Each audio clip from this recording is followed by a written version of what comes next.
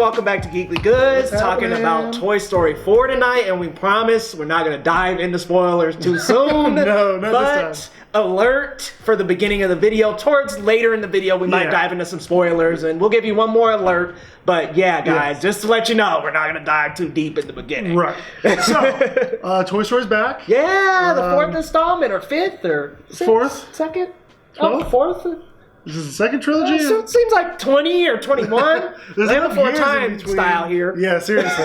No, but Toy Story 4. It's I mean, how many years since 3? Like Gosh, 7? 6 or 7 at least. I want to say I was in early college. Yeah, so it's been a maybe little while. late high school in the last one. Yeah, it's been a while. I have to say, like, the amount of time that they spent away from it obviously paid off. Mm-hmm. On the one hand, the animation is gorgeous. Crisp. It's like more than I've seen in any of the other 3. And I was thinking about this while I was watching it, while I wasn't feeling all the feels. It's in the devil's in the details, right? Yeah. Like, for example, like these guys, right? Are ventriloquist dummies. They're horrifying. First of all, terrifying. Horrifying, dude. But like down to the mouth opening, like it's all the little details on it, while still keeping the Toy Story style. Even like Bo Peep and her look in this movie is way more detailed than the first one. I mean, the porcelain light, that was so cool. It was so good, and her arms. I mean, just everything, dude. Like she literally looked like a porcelain doll. I know, like a legit real. It was amazing, and it's this thing of that Pixar never disappoints this way. Mm-hmm. It's always a beautiful movie. Like, story aside, characters aside, you could walk in there, put it on mute, and just love it. Love how it looks. I mean, the animation's crisp, the environments are wonderful. Yeah. I mean, the antique store that's in the movie. It's so cool. The park, the theme park, like, you feel like you're really immersed in a real-life location. When did the first one come out? Like, 98? I think it was 98 or 99. Yeah. How did they do... How are we so attached to these little toys? I have no idea. Their personalities, they're real. It's so cool. Again, like, it's just a warm and fuzzy feeling, and this is how Disney / Pixar work. You know, every movie you're gonna go in just feeling heartfelt. Yeah, they made a complete story, and it's really nice. They wrap it up really nicely. Yeah, they really do. Like a tight little bow, man. Yeah, this could have been the second movie. It could have been the 10th movie.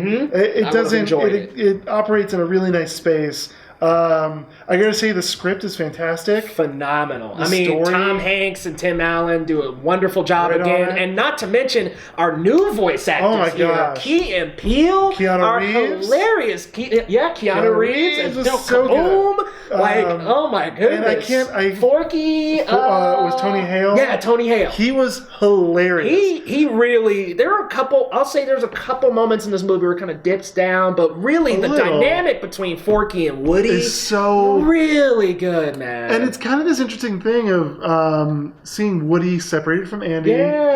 Seeing this kind of a new situation for him that he's not really comfortable with. And then you get this ridiculous toy that doesn't really... He thinks he's trash. Like, it's just... He doesn't fit. No. But then you kind of get Woody going into the mentor. It's really nice. He's like the mentor for him. And you know what? This is Woody's movie. I mean, it really is. Listen, we get some Buzz, we get some Key and Peele, we get some Keanu Reeves. But this is Woody's movie. And I was kind of surprised about it, actually. Yeah. In a weird way, it brought it way back to the first movie, right? Where it's very much, it's a Woody story, and it's about his character and his like growth and how he deals with things. And like, without going into any spoilers yet, it's really a beautiful story, and it continues it, and it's like having grown up with this and really like hit all these moments, they still find a way to resonate with you and have you walk out of that movie theater with a real message and a moment of like, oh man, like that's me. Yeah, it's growing with us, man. So cool. It's literally growing with us. Yeah. And, you know, speaking about details, there is a really good like detail in this movie that I think we've kind of lost track of, and that's the fact that kids are still in this movie. They're still using toys for imagination. There's no cell phones. There's no iPads. There's no gaming systems. That's a good point. It's like they keep the same theme in a 2019 timeline. Yet also keep it feeling realistic. Yeah. They're not forcing it. They're not like making someone play with toys that wouldn't play with toys. It's definitely kids. It's definitely kids. But I mean, kids now, they're swiping iPads. Seriously. They're on game systems. I mean, no complaints. I love gaming. But I mean... But there's a place for both. Yeah, there's a place and time for both. And they really emphasize on still expanding the imagination through toys. It's true. I really love the characters in this movie. We've got our returning crew, but man, the new ones, like I was saying earlier, the Key and Peele, and what's actually hilarious is that Key is the shorter one, and then Peele is the bigger, taller one, and like opposite and real. And something that was really funny that you don't necessarily see. Yeah, it's hard to like see in any of the promotional stuff. They're actually joined at the hand. It comes with some like really adorable, hilarious comedy where you're like, oh yeah, like toys are joined together and like they're inseparable as we all hope they are like in real life. And I mean, it was really fun. They brought some very new humor to this, which I thought was really necessary to freshen it up. Yeah, and you need that to continue a franchise because if it was just all the same characters, we wouldn't have our great Forky here. Who, I will say this though. Stick a Forky in it. This series needs to be done with this one. Toy Story 4 can be the definitive end of this series, in my opinion. All right, so this is where we're going to get into some spoilers, because I don't know how we're going to talk about Spoiler alert, guys. Spoiler alerts. Oh, it's heartbreaking. It really is, man. At the end of this movie, we're just going to go right to it. Oh, man. Just thinking about it makes me tear up, man. Woody separates from the rest of the crew. Toys, and he goes with Bo Peep to be out in the world, and it circles back around from that first movie, from being the height, the captain, the sheriff, the leader of the toys, to getting your own life. You're done with Andy. Right. It's time to move on. Seriously, he's a 1950s toy, and clearly Bonnie's not really playing with them that much. Yeah, which was really heartbreaking as you start this movie off. And you know what it felt like? And this is a weird one. I'm not a parent.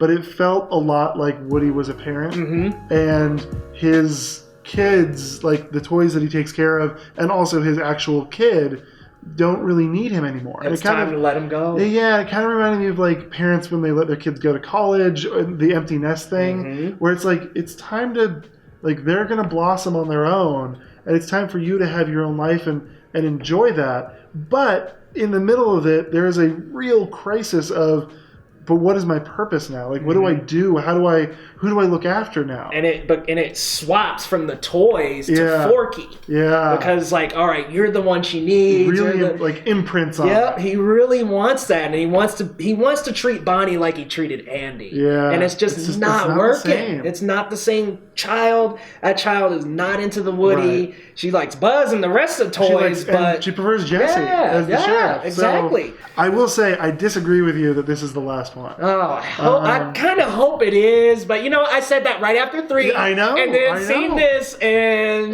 my opinion has been changed. What I think they could do differently now is they can have 2 stories happening at the same time, right? So Woody can do his thing with his crew, and then Buzz can do his thing with his crew. Or Jessie. Yeah, like it's a whole. It can really actually change the story dynamic, which could be very interesting. And if anyone can pull it off, it's Pixar. Yeah. If it was anyone else, I'd be like, it's done, let it go. But at this point, in a weird way, I'm like, you want another one? Like, yeah, like, okay, so what does Woody get up to after? Man, he's traveling with a carnival with a certain, like, and I'm like, that does spark some curiosity. Yeah, maybe even a mini series, something, or digital short, something like that'd be cool. Speaking of which, this is the first Pixar movie ever to not have a short. Yeah, without a short. So they changed up the little guy bouncing on the eye. Yeah, and it just kind of faded right into the movie. Right into the movie, and that's an interesting choice. It was a very interesting choice because it's. I look forward to them Pixar shorts. Well, yeah, and not to mention they're Oscar award winning every single time. So it's one of those things where it's like, did they just not have the ammunition? Was it not ready? I wonder if they just wanted to get right into this. Maybe, and in a weird way, that supports your idea that this is the last one. Mm-hmm. Like, really let this stand on its own and let it be. Let it be, and like have a nice. If it is the end, I'm very happy about it. So where does this stack up in like your ranks for Toy Story movies? Okay, so this is hard because 1 and 3 are really at the They're top. They're so good, man. I think there's 2 tiers. I don't think I can actually rank these. Mm-hmm. And the 1 and 3 are in the top tier, and 2 and 4 are on the next tier below. Okay. I think 4 is better than 2. This is like such a funny, like I think 1 and 3 are equal. Okay. Just because 1 started the whole thing. Yeah. There's no way the original fresh idea. You can't separate that. Yeah. So 1 and 3 are equal. I guess 4 would be next, and then 2. But really, any of these movies, it's like, do you want $1 million in gold or silver? Right. I can't. I wouldn't be angry about any of them, even 2, because I feel the same way. For me, it's 314 2. I even feel like 2 is just as great as the rest of them. It's not a horrible movie. It's just out of those 4, it's the weakest. Now that I've seen 4 again after all this time, I usually go back and watch all the movies ahead of time and kind of catch up, at least in the months coming. Same, but I didn't do it this time. I didn't at all, and I went in really fresh, and I think now I want to go back and watch the other ones. Same here. Before we give our ratings, I do want to just say that I thought Lotso was a crazy fucking villain for this series. Right. And they toned it down a little bit this time, and I think that was good for kids. Yeah, because that last one, he was ready to like kill the toys, and it was like, right. Whoa. It was like bring it down a notch there, buddy. Like, and I think they almost set up 3 for like, okay, if you started with 1, here's where you're at now, so you can handle it. But I think scaling down the villain in this time and making her more of a misunderstood toy was a better idea. It was a nice what is it, Gabby. And that's like a great reference to the old toys. Yeah, like, I think it was like Chatty. Dolls. I really think it was Chatty Cathy was the doll. We'll have to check that one. But it's a really beautiful portrayal of someone who's doing bad things for the right reason. Yeah. And it's like, like you said, it's a misunderstood toy. It's kind of a broken toy. And again, this is what the series does so well. It shows that you can be broken and come back and heal. You just kind of need the right direction for it. And the right people around you to get you to where you need to go. Yeah, and it's like, and step outside your comfort zone and try something and go. And it's like, this is a movie that like hits you in the feels in every single level. Whether you're 5 years old or 50 or older or whatever. You're probably going to cry. At some point, you're going to cry. Yeah, man. I did. I was sitting next to you. I know you had a couple tears. I was definitely sobbing. I was like, oh my God. I tried to hold it in, and then we hit the end there with the separation. I was like, I can't. It was really hard. So out of 10, man, I'm going to say this is like an 8.5. I wouldn't give it a 99, but I would say it's about 8.5, 9. It's wonderful to me. It's the third best in the series. There are a couple dips here and there, but these new characters, these fresh stories really helped elevate this movie for me. Yeah, I know. I understand where you're coming from. I think I'm going to go a bit higher.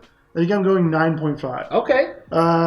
And when I was thinking about this, between watching it last night and today, I really have a hard time finding a fault. Like you said, the energy dips once or twice, and I recognize that, and some of the patterns are a little repetitive from the last movies. Like not in the movie per se. Like if you just watch this in a vacuum, it's fine. But it's like we've seen a lot of this in the previous Toy Stories, so it's not as fresh and fun and interesting.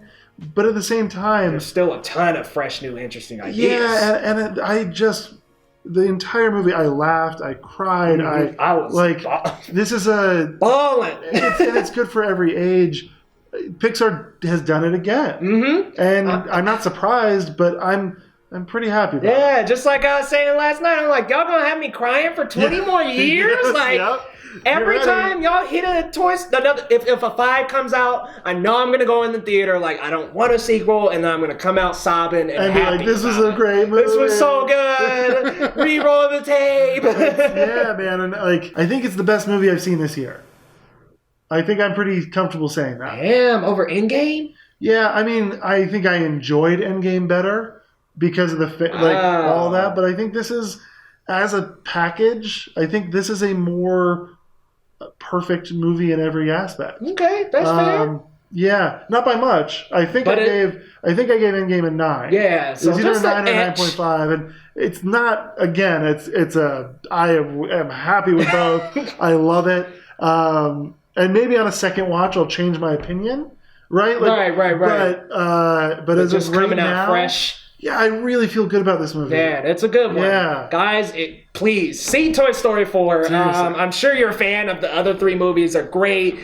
Check this one out and let us know what you think down in the comments as always. And we'll see you next time on Geekly Goods. Duke Kaboom, Canada's greatest stuntman. Oh, yeah. Huh? Yes. He's posing. Yeah. Duke, we need Hold on. One more. Oh, yeah.